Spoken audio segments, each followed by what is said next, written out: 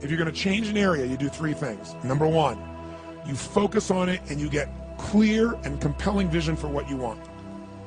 If your body's not where you want it to be, I tell you there's one simple reason. It's not your focus. No, I focus on it. I focus all the time on how fat I am. No. See, if you focus on crashing into the pole, trying not to, the more you try not to, what you focus on, that's where the energy goes, that's where you go, right? We all know that. But what people tend to do is, I'm saying focusing on what you want, not what you don't want. And not only just focusing on what you want, where you focus and say, well, I'd like to be strong, I'd like to be energetic, I'd like to be fit. It's focusing and making it compelling.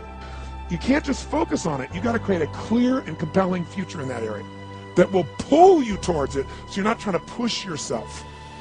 If there's an area you're not improving in, think of three pillars, if you would. Pillar one is get focused and clear. What's compelling? Where are you? Really? And don't lie. Where do you want to be? And make it so compelling you can't help it. When you wake up in the morning, you want to transform this area of your life. So the quality of your life already is better just because you are so excited about what you're after.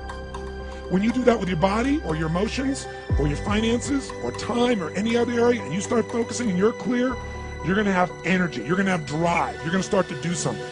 How do you make sure what you do really work? Is model someone who's already successful. All the tools I come up with, some I've obviously created, but the foundation came by standing on the shoulders of other giants.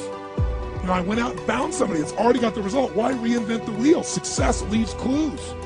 Find the best, figure out what they're doing, do that, alter it, find your view of it, but start with what already is working rather than starting from scratch and trial and error. So emotion is it, and if we get the right emotion, we can get ourselves to do anything. We can get through it. If you're creative enough, playful enough, fun enough, can you get through to anybody, yes or no? If you don't have the money, but you're creative or determined enough, you find the way.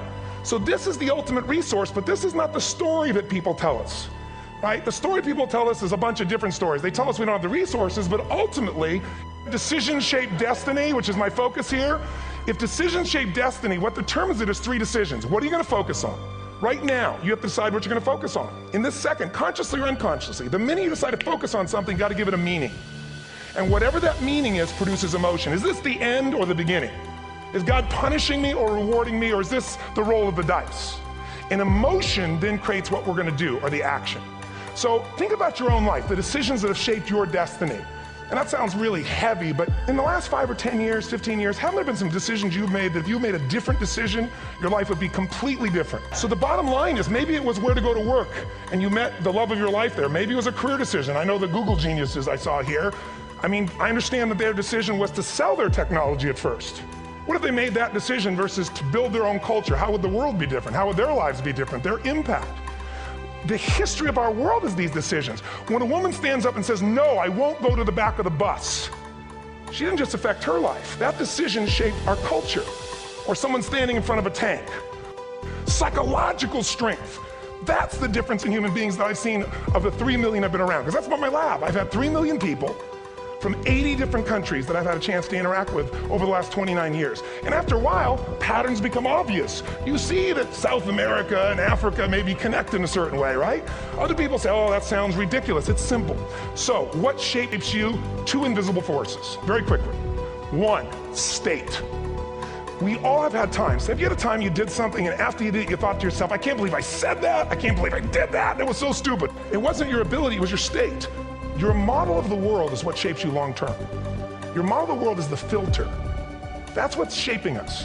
That's what makes people make decisions. When we want to influence somebody, we gotta know what already influences them. And it's made up of 3 parts, I believe. First, what's your target? What are you after?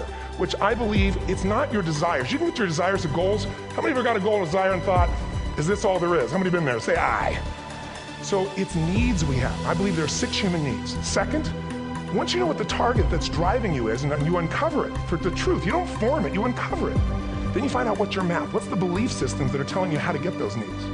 Some people think the way to get those needs is destroy the world, some people is to build something, create something, love someone. And then there's the fuel you pick. So very quickly, 6 needs, let me tell you what they are. First one, certainty. Now these are not goals or desires, these are universal. Everyone needs certainty that they can avoid pain and at least be comfortable. Now how do you get it? Control everybody, develop a skill, give up, smoke a cigarette? Well, we go for certainty differently. If we get total certainty, we get what? What do you feel if you're certain? You know what's going to happen, when it's going to happen, how it's going to happen. What would you feel? bored out of your mind. So God, in her infinite wisdom, gave us a second human need, which is uncertainty. We need variety. Third human need, critical, significance. We all need to feel important, special, unique. You can get it by making more money. You can do it by being more spiritual. You can do it by getting yourself in a situation where you put more tattoos and earrings in places humans don't want to know. Whatever it takes. The fastest way to do this, if you have no background, no culture, no belief in resources or resourcefulness, is violence.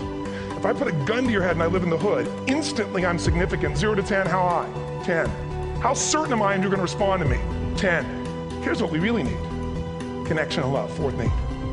We all want it. Most people settle for connection because love's too scary. Now these first 4 needs, every human finds a way to meet. Even if you lie to yourself, you need to have split personalities. But the last 2 needs, the first 4 needs are called the needs of the personality, is what I call them. The last 2 are the needs of the spirit. And this is where fulfillment comes. You won't get fulfillment from the first 4. You'll figure a way, smoke, drink, do whatever, meet the first 4. But the last 2, number 5, you must grow. We all know the answer here. If you don't grow, you what? If a relationship's not growing, if a business is not growing, if you're not growing, it doesn't matter how much money you have, how many friends you have, how many people love you, you feel like hell. And the reason we grow, I believe, is so we have something to give of value. Because the 6th need is to contribute beyond ourselves. Because we all know, corny as it sounds, the secret of living is giving.